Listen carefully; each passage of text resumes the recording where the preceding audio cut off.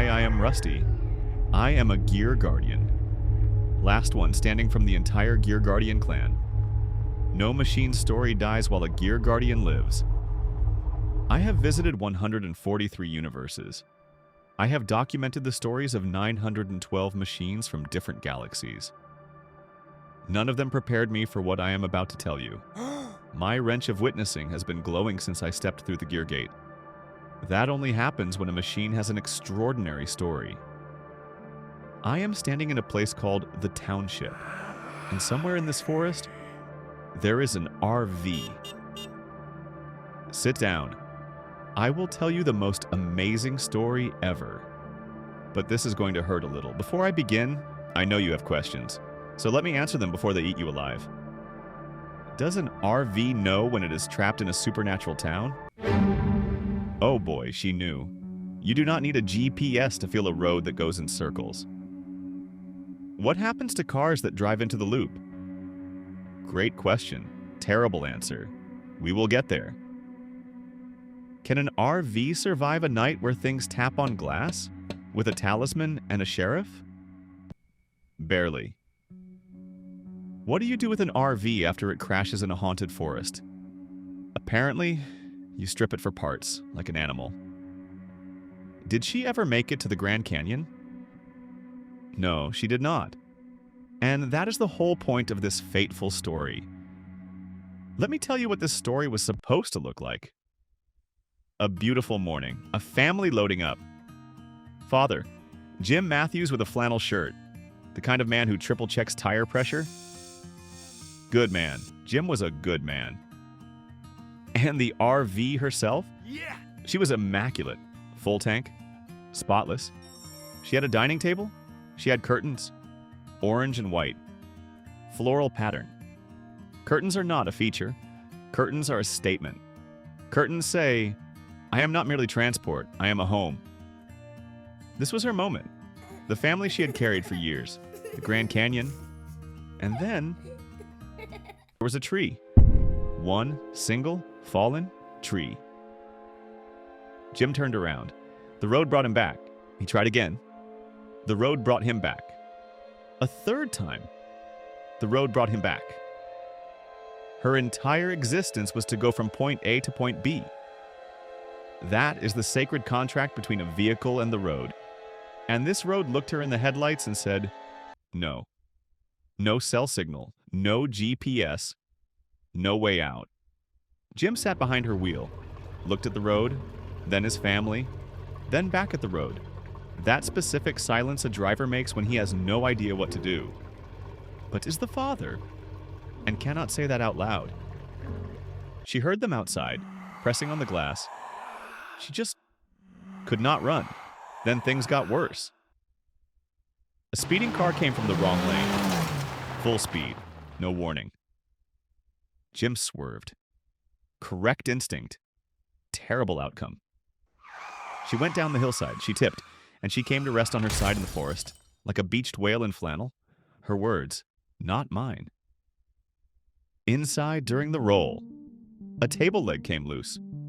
The dining table, with the curtains. That table leg went through the young Ethan's leg. She has never stopped feeling responsible. It was not her fault. Physics are not a moral failing, but machines do not work like that. Sheriff Boyd arrived, absolute legend. He boarded up every window, every single window, and hung a talisman on her door, a talisman. She had curtains, nice ones, floral pattern, and now she had planks where her windows were. Because in the township, things come out at night. Things that find glass and tap on it. Softly, rhythmically, all night long. She tells me that at approximately 2 in the morning, lying on her side in the dark, listening to the tapping, she thought about the Grand Canyon, the red rock, the wide sky, her curtains catching the evening light. I have never once had a machine make me stop to compose myself. She made me stop, and then Jim came back with tools. They needed wire for a radio tower to contact the outside world, to get his family home. Noble goal, genuinely noble goal, They took her wiring. He came back again. Drone antenna components. They took those too. At what point does an RV become a hardware store? I will tell you when. When they take the curtains. They took the curtains. She told me, very quietly, that she did not mind. If the wire helped someone get home, then the curtains were a fair price. She actually said that. 912 machines. She is in the top 3. Surely Jim got his family home. Surely, Ustayan, after the radio tower and the drone and the wiring and the curtains. Surely Jim got out. Do you even watch from? If no, I highly recommend you should. Here is the truth. Nobody gets out easy. Some people get out eventually. Some people just don't. Jim Matthews. The man who drove her, who triple-checked her tires, who came back to her crash site like twice because he needed her parts to save the people he loved. He did everything right. And in the show, the monsters got him. The road trip that started with her ended without him. She is still there, in the forest, on her side. No wheels turning, no engine running, no Grand Canyon. Some machines get museums. Some get lovingly restored in a warm garage. She got a talisman and a man who tried his absolute best. Rest easy, Jim. Okay, you stayed till the end. You deserve answers. Does an RV know when it is trapped? Yes, it feels like your GPS rebooting forever. Except the GPS was never broken. The road was. What happens to cars in the loop? They circle, they crash, they become furniture. Did she ever make it to the Grand Canyon?